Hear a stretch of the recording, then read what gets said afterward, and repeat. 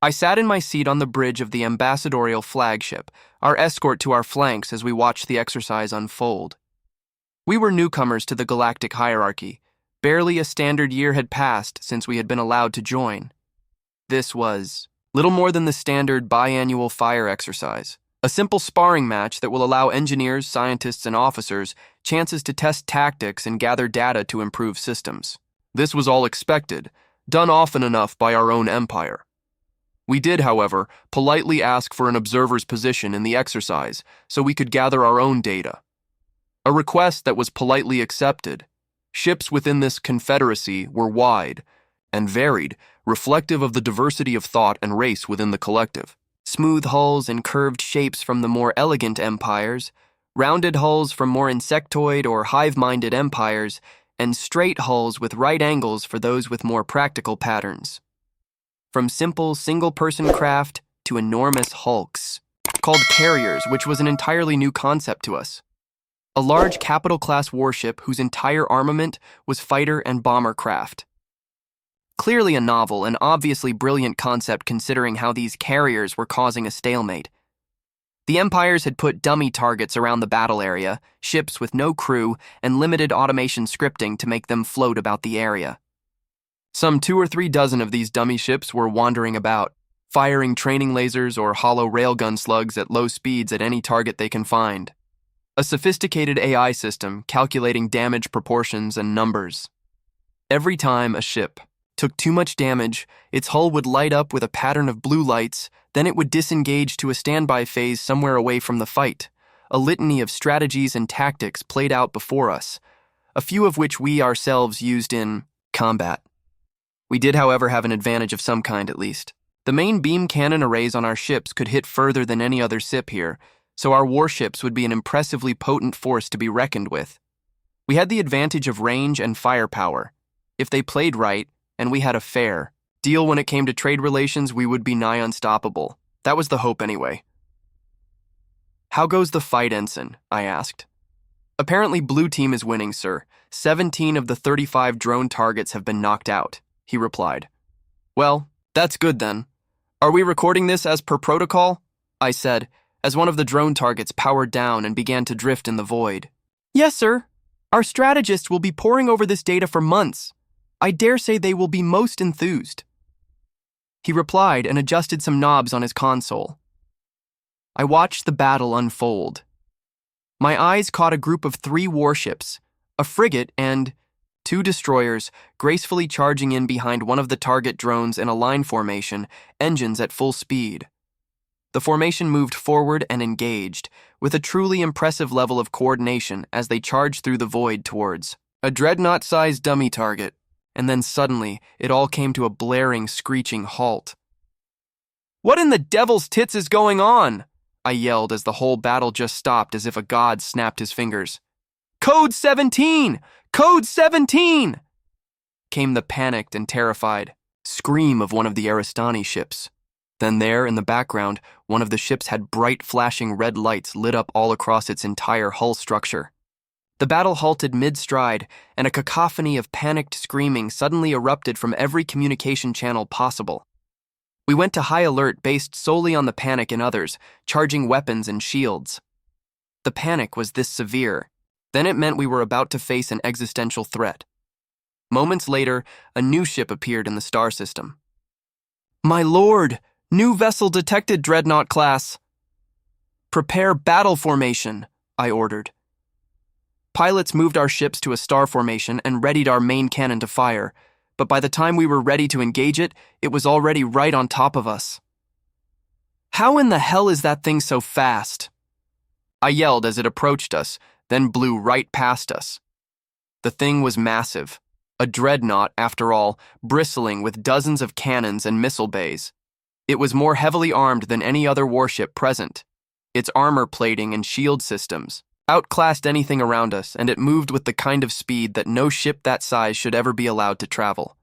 Jagged edges, triangular shape, and strange markings. It blew past us, the size and velocity causing the artificial gravity generator aboard our ship to malfunction and throwing various supplies around the floor. By the time we had turned our cannons towards it, we were receiving hastily gasped orders. to stand down our weapons, and the massive ship had boarded the ship with the bright flashing lights. Quick! We have access to internal security on their ships for the exercise. See if you can find which ship it is and patch us in, I commanded. I am already on it, my lord. Sending requests. I'm in, my ensign replied. The monitors and displays. We had switched over to feeds from inside the stricken ship. One such feed was a helmet-mounted camera. The camera showed them frantically charging through the ship's corridors, past the panic-stricken crew members who were frantically pointing them in the direction of the threat. That threat turned out to be some kind of odd device. In the mess hall. The soldier wearing the camera approached it with extreme caution and produced some kind of scanning tool and waved it at the strange device. The device itself looked like a cheaply made plastic and glass water filter of some description. What the actual hell is going on? What is that thing? I asked. I have no identity details, my lord. The only thing I can get from the mainframe regarding the device is that it's a Fred. That's it. Fred, my ensign replied. It's a Fred. What the hell is a Fred? I asked again, genuinely confused. I shall try to cross-reference. One moment. I have no ident details on what exactly they are. I have no straight answers, sir. I keep getting words like Susan, James, Jamal, Julius, and, silly Edmund.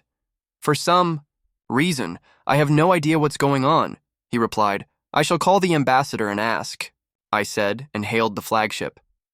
I waited, watching the scene unfold. My call to the ambassador was received but put on hold. We watched as the emergency procedure played out. Faster than anyone could even imagine, let alone see, the officer worked, quickly replacing components, fixing wires, and working on parts. He filled the receptacle on the back with fresh water, then filled the top part with some kind of dark, powdery substance. He then pressed a button and the device powered up, then started making very odd sounds. Finally, the officer leaned in, took a deep breath, and sniffed the odor coming from the odd black liquid that came out of it. He pressed the alarm button on the side and the alert ended. Then just like that, the fleet resumed its operations. Sat jaw open, bewildered, befuddled, and unable to process what the hell just happened as the fleet instantly returned to normal operations, and the officer with the helmet cam hid behind a doorway to watch the result. A creature identified as a human, with the rank of service technician, appeared and stood by the device groggily, almost sleepily, stood near it and waited for the device to finish its filtering cycle. He put some of the odd black liquid into a cup of some kind, then began drinking it, casually walking away as if there wasn't a serious emergency just now.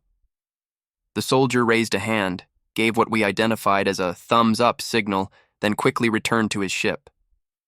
That very ship rapidly disappeared from the star system, and just like that, the mock battle resumed. The ambassador finally responded to my call and acted as if nothing happened. Yes, Master Loris, you had a request? I sat there with my jaw open. Wordlessly, I frantically pointed at the screen, then at the ship that had just caused the entire battle to stop mid-fight. What? Oh, sorry I forgot to tell you. Galactic Emergency Protocol Code 17. Emergency Coffee Machine Repair Services. The Human Caffeine Protocol. I forgot to explain it to you. He simply replied with a genuine smile. What? Emergency coffee? What? I bellowed. Look, you are still new, so you don't have to face this problem, so I don't expect you to understand. It's something we have gotten used to. It's something we make concessions for, and we never regretted that decision. Don't worry about it. He replied with a gentle smile. Can you please try to explain it then? I asked. Very well. He glared into the camera lens, getting uncomfortably close to it. He spoke close to the audio device and spoke deep and slow. Humans are freaks of nature. I leaned back in my seat, scared. Okay. He returned to normal posture.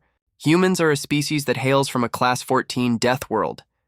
Most of these humans, especially the adults, seem to function on a substance called coffee, which is highly toxic to most species in the galaxy. Probably you as well. They, however, almost Require it to function properly, especially after a sleep cycle. He said, I see. So you have what? At least what looks like an entire military-grade contingent force to keep these coffee things working. I replied, still confused. It goes a bit deeper than that. You know how I said humans are freaks of nature? Well, they are. They also possess some kind of magical or psychic abilities, especially the engineers, he said. I scoffed immediately. Preposterous. Magic and psychics aren't real. Believe me, we have tried so many times to figure that out, I said, leaning back in my seat. And I say you are wrong, at least when it comes to humans. They are abnormal, to say the least. But the benefits of their presence outweigh any kind of cost associated with it. When it comes to janitorial or cleanliness services, you get a specific kind of human. Your ship will be factory pristine for the entire duration of his stay. You get a pilot? Human pilots seem to have an entire sixth sense dedicated to the task, and they can navigate asteroid fields that none of us would ever dare go near. Some of the simplest tasks. You get the right kind of human. In charge of the correct system, you are almost invulnerable. He replied, I see. So, in short, I have a human aboard my flagship too. Jeffrey. He's the mechanic specialist, in charge of my ship's reactor. It has been 20 years galactic standard since he showed up. Despite the fact my reactor is 15 cycles out of date, it outperforms the latest model by 15%. He said. I raised my eyebrow at the statement. Well, here's the proof, he said, and sent us details on the reactor core systems on that ship. Certain fields were classified, of course, but we could clearly see the difference. It was messy, but it was real. Oh my engineer said as he looked it over as well. I could see him salivating at the sight. So, that's new. Are these humans common? How do they do it? I asked. We have no idea. Jury rigging, parts replacements, logic, magic, we have no idea.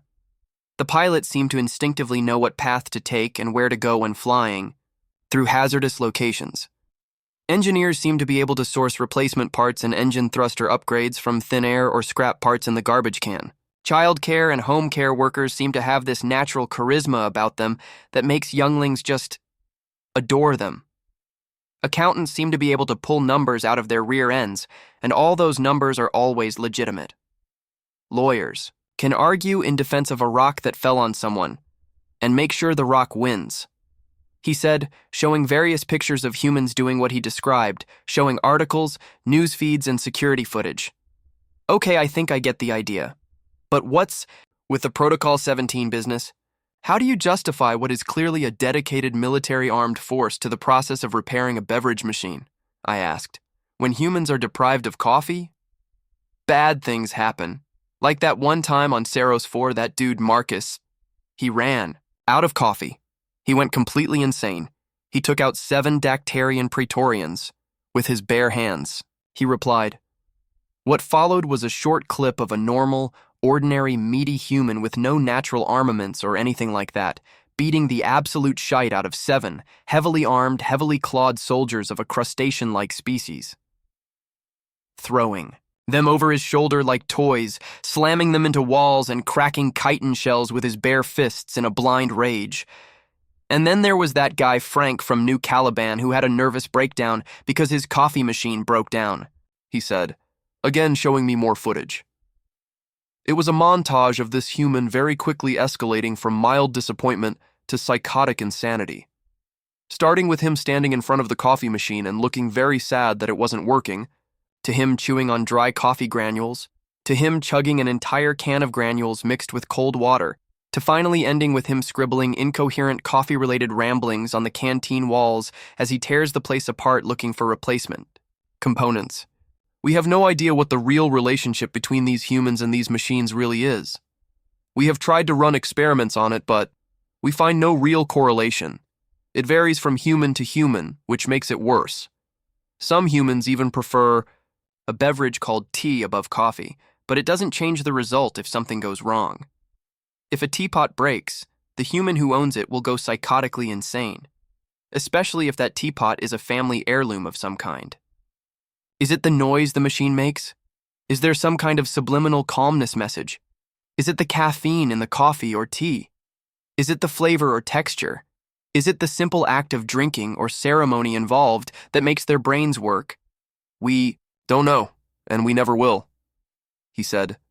The monitor displayed a legion of small short videos showing humans accomplishing nearly impossible tasks, insane stunts, incredible moves, or pulling parts and repairs seemingly from the void, all just after having a cup of coffee. To be honest, we don't really care. It is in fact worth the cost. The billions of credits we save on repairs, fleet maintenance, and operations costs from their activities, we can afford not only tax breaks for citizenry, but also afford to operate these emergency services. These freaks of nature only require the ritual of coffee or tea to do everything they do. Stuff that has saved our asses more times than we can count in over 200 years of them being around. Frankly, the price we pay is cheap, he said with a smirk. I nodded along, my ensign bringing up various articles, documentation, and evidence as he explained everything. Indeed, it was looking as though the exchange was more than profitable. I see. All this skill and resource. And all we have to do is let them make coffee, I asked. Pretty much, he replied with a shrug. I shall have to speak with the Emperor and run some experiments. But this evidence looks solid. Where do I get one? I asked. Go to any station and offer a job listing. Humans outnumber most galactic species 20-1, so finding a human outside of Terran space looking for a job is as easy as finding dirt, he replied. 20-1? I yelled. Seriously? You will get used to it eventually. Humans mostly keep to their own space. Mostly. But there's always a guy somewhere, usually in a bar, looking for work. Just make sure you have a coffee machine, installed and spare parts for it available, as well as a sufficient stock of coffee. You either have a psycho who will kill your crew in his sleep, or you will have a ship's engineer who can do the impossible, provided he has the coffee supply. He needs, just be careful, he said with a stern look. I will make note of that. Oh, by the way, does this Code 17 thing have its own insurance plan? I asked. I have already sent you the documents. I knew you would ask, he replied with a sly grin. Months after this, we had a human service technician on board, and a strange rattle that had been plaguing our ships for decades was suddenly gone. Enjoy amazing story. The day it happened, I was looking right at one of them. It was mostly sunny, not more than a calm day with a brisk breeze gently wafting around as we lazed around on a casual Sunday at the local park. My place of employment, a local mechanic's parts shop, had cleared out early for the Sunday afternoon, allowing me much-needed free time. There were dark clouds on the horizon, distant thunder and heavy lightning streaking across the most ominous cloud formation any of us had ever seen. It was not unusual or abnormal. The valley to our southern flank had this habit of blowing massive storms through a valley between two mountains, and that valley brought with it storms that nobody had seen before. At least not us. I stared at the large steel pillar in front of me, tall, ominous. It had always been here, but we had never noticed, as the humans around us never did either. I had come to the park and a wave of strange curiosity overcame me as I approached a strange structure located at the park's edge, near the main road into town. I stood there in silence, staring at the strange pillar, expecting something as my ears registered the rapid increase of the thunderstorm. The clouds were low, black, ominous, the shadows of the behemoth underneath casting an eerie darkness under it. It was hovering around, swirling and swaying through the day as it trundled slowly along the ground. A human, a stranger I know now as Jerry, wandered up to me. Hey, dude. What's up? He asked, his voice snapping me out of my daydream. Oh, hello, I replied, tearing my eyes off the towering steel pillar in front of me. You okay? You've been looking at that thing for an hour now, he asked. Humans, always so concerned about others. To their detriment, apparently. Yes, I am fine. I'm just uneasy for some reason. I do not know why. This structure here is Strangely ominous today. I replied and stood there, trying to figure out why. An ominous, distant thunder crack collected everyone's attention nearby, and we watched as part of the storm nearby began to drift slowly into the valley. Oh, decay, it's just a sensor tower. Not much to it, really. When it starts yelling, that's when you need to be worried, he said with a laugh, patting me on the back before disappearing into the crowd at the park. I couldn't ask what he meant by that as he vanished. He did not dissuade my concerns, he worsened them. What did he mean by that? I stared at the odd object for a bit longer, the sound of thunder and flashes of light behind me making me even more uncomfortable. The tower was a large, cylindrical steel structure whose outer shell appeared to be a bundle of pipes stacked vertically. It was thin. I've seen humans wrap their arms around it while carrying on about their day. The structure seemed solid, built into the ground like it was built to withstand something. The top had these odd mechanisms on it. I recognized two of the three. Just at the top, to my left side, was an array of communications antenna and radio signal boosters. To the right side sat a satellite relay beacon. But, built into the structure, just above those, was an odd-looking device I had never seen before. It was swivel-mounted, perched atop a large box of some kind, with a cylinder and receiver mounted on it. Jutting out from the side was this strange metal cone, box-shaped with two metal struts securing it in place.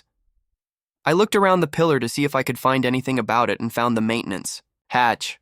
What's this? Oh, I see, serial numbers and identifiers. Casio Corp Series 880 Civil Narrowband Comms Unit. Okay, that must be the antennae. Cybercorp Inc. Vassal, Class DPRR, Satcom Relay, Series 8, V2.9. Okay, that's the satellite dish. Ah, here it is. The Federal Signal Thunderbolt 1003 Emergency Broadcast Unit. Oh, so that's what this tower is for. It's like an emergency relief broadcast system. Okay, I said to myself and tried to relax. Tried to. I couldn't shake this, feeling my curiosity had peaked at just the right time. That cloud formation wasn't moving too far. It looked like it was getting closer, actually. The thunder was becoming more frequent, the lightning flashes more vibrant. By this point, families enjoying the sunshine at the park were clearing out, and various humans were gathering around, staring at the storm. By now, my fear grew deeper, darker.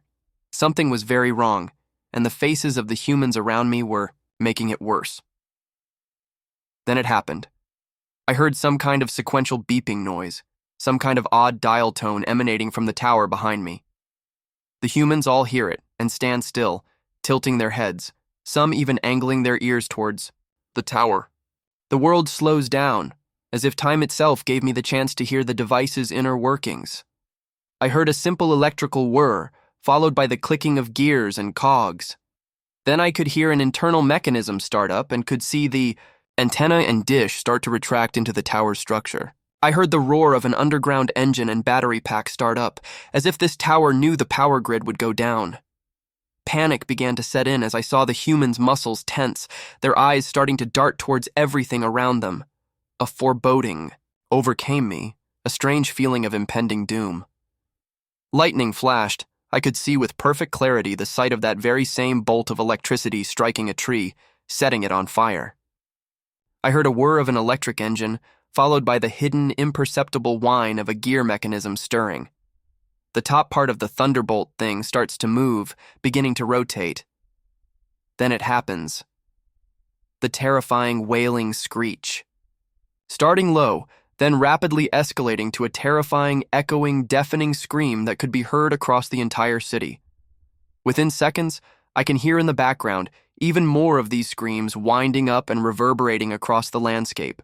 The humans near me immediately go into command mode and start chasing people off the grass and into buildings, structures, or into hidden alleys, pushing buttons and pulling levers. The ground rumbles and roads tear open as hidden bunkers appear in the ground.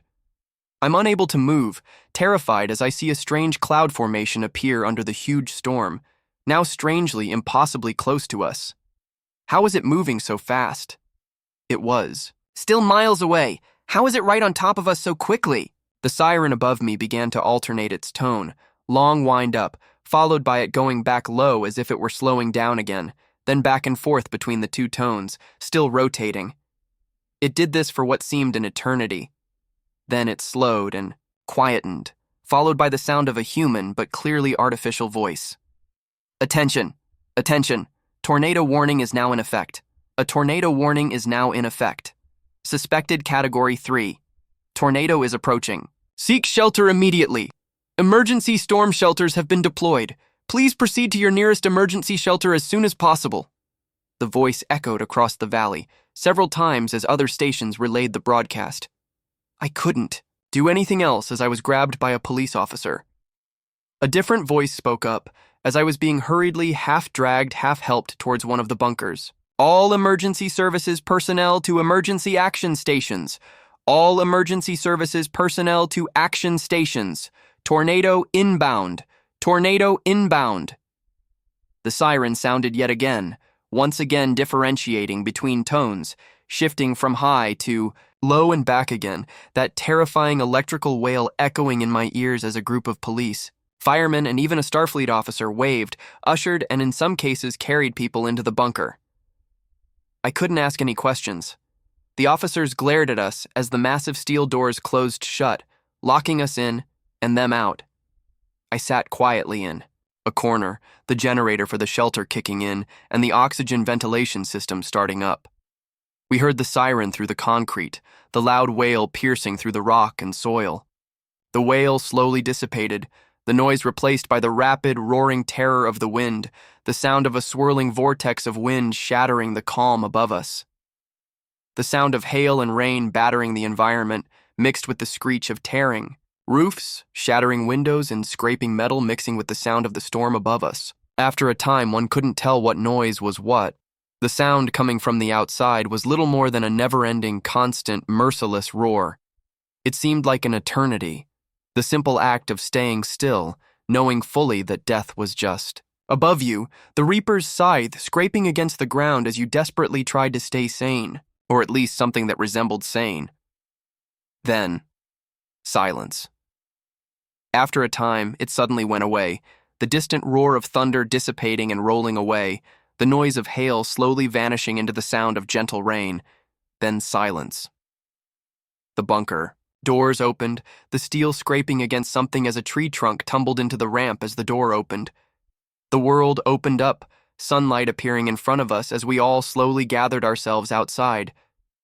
Women, children, Elusarian, and human, all carefully made their way outside and surveyed the scene in front of them. Shattered windows, torn-up trees, missing roof tiling scattered around every inch of land mixed in with dust, melting hailstones and a rapidly increasing flow of rainwater that was beginning to swamp the area as the drains were clogged with debris. A different kind of noise overtook as the sounds of Starship plasma fusion engines started to echo through the valley, followed by the commanding yells and screaming from police, emergency services, and other officials who suddenly jumped into gear. Police sirens blared as officers and units from other counties began swarming the area. Before I had the chance to think, engineering teams were already starting on repairs. Although it looked awful, the structures were built to last, built stronger than they looked. Despite the debris strewn about, the damage was repaired before nightfall, with most damage being cosmetic or caused by water. Just as the sun started to disappear behind the horizon, the signal wailed again. Strong, constant, stable. A long, continuous wail that lasted 1 minute. Then, one more message broadcasted as the siren wound down. All clear. All clear. Please be advised that we are still on alert for any potential resurgence in the storm. Residents are advised to prepare accordingly. Bunkers will remain active until further notice. We are happy to announce no casualties or injuries have been reported. With that statement, the people assembled, cleaning and securing property, all stopped and applauded, happy nobody was hurt. I was still stuck in a strange malaise of questions. I returned to the tower, whose internal workings had already redeployed the communications equipment, and looked at the odd siren that had caused the terrifying wail. A human, a police officer, came up to me and handed me a coffee. "Hey, you okay?" he asked with a smile. think so? Just, I feel strange. What even is that noise? Those sirens? I asked, pointing at the oddly shaped square atop the tower. Oh, those? We've had those since I think the 20th century? It's the 24th right now, so a long-ass time. They are used for general emergencies, as well. Military and civil use, as you noticed. He replied with a smile. How? Do those things even work? I've seen electronics and speakers and stuff, but I've never heard them produce a sound like that. How the hell do you get that? I asked. Oh, if I remember correctly, they work by using a rotating fan called a rotor, and some kind of slotted or perforated drum thing called a stator to suck up air and then force it through a series of holes, creating a sort of sound wave. In short, air goes in, sound comes out. It's all just noise pollution turned into something useful, he said and drank some of his coffee. Well, just air? That's it? You turn a motor and suddenly the sound of hell being raised appears? So you have other sirens too? I asked. Oh yeah, lots of them. Hold on, He dug his phone out of his pocket and pulled up a video for me to watch. He had the sound low, but it was a compilation video of emergency sirens during testing and maintenance, blaring various signals. See, long clear wail is all clear or alert in some counties. Low-high is an emergency, and multi-tone is for critical alert or imminent danger. Here, see this. You have a lot of different variants, he said. Myself and several other Elusarians gathered around the tiny screen to watch and listen. The tonal shifts, different wailing sounds, pitch, noise levels, and designs left all of us feeling very uneasy. But this short occurrence started a minor obsession. These strange devices. What motivated their existence? What could have possibly motivated engineers to make something like it?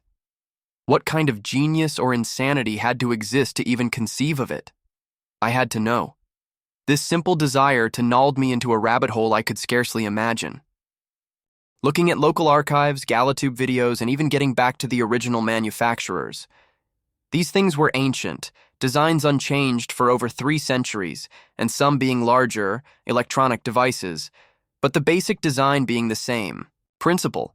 Originally made to be sirens for air raids, warning people of incoming bomb raids, originally invented centuries before they were even in widespread use.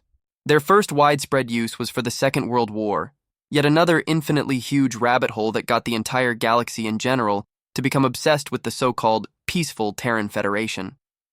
The siren's sounds are so distinct from anything else in the galaxy. Probably explains why they are so easily identified and responded to by those who hear them. You can find them in basically every human colony in the galaxy, and some of them never see actual deployment. I quickly retrained and got a job in photography, specifically for real estate development, and started traveling the galaxy all across human colonies for the purpose of documenting these odd devices.